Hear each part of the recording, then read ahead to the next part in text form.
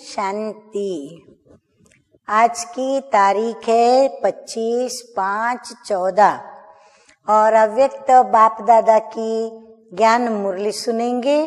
तो revise course की तारीख है 7/1/78 और आज की रिवाइज कोर्स की मुरली का शीर्षक है विदेशी बाप की विदेशी बच्चों से मुलाकात। बाप दादा कहते हैं आज विदेशी बाप इस साकार दुनिया के विदेशी बच्चों से मिलने आए हैं। है दोनों ही विदेशी, शिव बाबा भी विदेशी और जो साकारी दुनिया के फॉरेनर्स जो विदेशी बच्चे हैं वो भी विदेशी, तो दोनों ही विदेशी आज विशेष विदेशी बच्चों से मिलने क्यों आए हैं। बाबा कहते हैं कि अपनी विशेषता को जानते हो।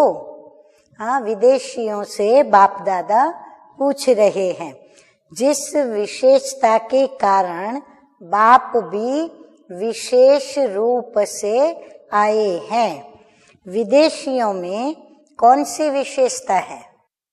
बाबा पूछ रहे हैं उन्हों से। बाप जानते हैं कि मेरे ही कल्प पहले वाले बच्चे जो दूर दूर इन व्यक्त देशों में भिन्न भिन्न नाम रूप और धर्म में चले गए थे, वे फिर से अपने बिछड़े हुए बाप व परिवार से मिलने अपने असली स्थान पर आकर के पहुंचे हैं। बाबा कहते हैं अलग अलग देशों में अलग अलग नाम रूप और धर्म में जो चले गए थे वो फिर से अपने बिछड़े हुए बाबा को मिलने के लिए असली स्थान पर आकर के पहुंच गए हैं। तो ऐसे अनुभव होता है। हाँ, बाबा तो बहुत खुश हो रहे हैं अपने विदेशी बच्चों को देखकर, लेकिन विदेशी बच्चों को ऐसा अनुभव होता है। तो बाबा कहते हैं विदेशी बच्चों से कि जितनी आप लोगों को बाप के पाने की व अपने परिवार को पाने की खुशी है, उससे ज्यादा बाप को खुशी है। बाबा को सबसे ज्यादा खुशी हो रही है, क्योंकि बाप जानते हैं कि बच्चे ही घर का श्रृंगार हैं। जैसे श्रृंगार के बिना कोई भी व्यक्ति व स्थान अच्छा नहीं लगता, ऐसे ही बाप को भी बच्चों के श्रृंगार के बिना अच्छा नहीं लगता। विदेशी आत्माओं में एक विशेषता के कारण विशेष बाप का ज्यादा लव है, प्यार है। हाँ, अभी बाबा कौन सी वो विशेषता सुनाएंगे, तो ध्यान से सभी सुने। कौन सी वो विशेषता? बाबा कहते हैं जैसे इंडिया भारत में एक खेल खेलते हैं तो कई चीजों को कपड़े के अंदर छिपा कर रखते हैं। हाँ, एक टेबल के ऊपर बहुत सारी चीजें अलग अलग रख देते हैं और उसके ऊपर कुछ कपड़ा ढक देते हैं, छिपा कर रखते हैं। ऊपर से कपड़े का कवर डाल देते हैं और फिर बच्चों को कहते हैं कवर उतार कर सब चीजों को देखो। फिर कवर वापस लगा देते हैं। फिर बच्चों की बुद्धि का पेपर परीक्षा लेते हैं कि कौन सी चीजें थी और कितनी चीजें थी। फिर जो जैसी चीजें थी जितनी थी उतनी ही याद कर लेते हैं व सुनाते हैं। तो जो सबसे ज्यादा सुनाते उनको नंबर मिलते हैं।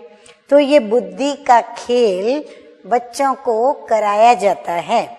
ऐसे ही विदेशी बच्चे भी भिन्न धर्म, भिन्न फिलॉसफी, भिन्न प्रकार के रहन सहन, इस चक्कर के अंदर छिपे हुए बाप को वो जो है जैसा है वैसे जान लिया।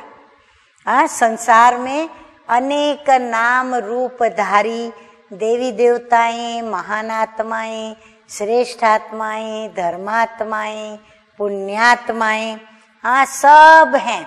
उसके अंदर फिर बाप भी कहीं न कहीं छिपे हुए हैं। तो बाप जो है, जैसा है, उसे जान लिया। इस बुद्धि की कमाल के कारण विदेशी बच्चों से स्नेह है। समझा? अच्छा, अब सतगुरु बाबा वरदान दे रहे हैं। वरदान में बाबा कहते हैं कि चेहरे द्वारा सर्वश्रेष्ठ प्राप्तियों का अनुभव कराने वाले सर्व प्राप्ति संपन्न भव। चेहरे द्वारा कैसे हम सर्व प्राप्तियों का अनुभव कराएंगे? उनका चेहरा बड़ा संतुष्टता वाला और बड़ा हर्षित दिखाई पड़ेगा। अच्छा, आगे बाबा कहते हैं संगम युग पर आप ब्राह्मण आत्माओं को वरदान है। हाँ, क्या वरदान है हम बच्चों को? सर्व प्राप्ति संपन्न भव। ये मीठे मीठे प्यारे प्यारे बाप दादा ने हम बच्चों को वरदान दिया है, सर्व प्राप्ति संपन्न भव। ऐसी वरदानी आत्मा को मेहनत नहीं करनी पड़ती। उनके चेहरे की चमक बताती है कि इन्होंने कुछ पाया है। ये प्राप्ति स्वरूप आत्माएं हैं। कोई कोई बच्चों के चेहरे को देख लोग कहते हैं कि ऊंची मंजिल है, इन्होंने त्याग बहुत ऊंचा किया है। तो उनका त्याग दिखाई देता है, लेकिन भाग्य नहीं। जब सर्व प्राप्तियों के नशे में रहे अपना भाग्य दिखाओ तो सहज आकर्षित होकर के आएंगे। हाँ, त्याग से ज्यादा क्या दिखाई पड़े? भाग्य दिखाई पड़े। स्लोगन है, जहां उमंग उत्साह और एक मत का संगठन है। ध्यान से सुने, जहां उमंग उत्साह और एक मत का संगठन है, वहां सफलता समाई हुई है। अच्छा, मीठे मीठे सिकिलदे बच्चों प्रति माता पिता बाप दादा का याद प्यार और गुड मॉर्निंग। रूहानी बाप की रूहानी बच्चों को नमस्ते। हम रूहानी बच्चों की रूहानी बाप दादा को याद प्यार, गुड मॉर्निंग और नमस्ते नमस्ते। ओम शांति।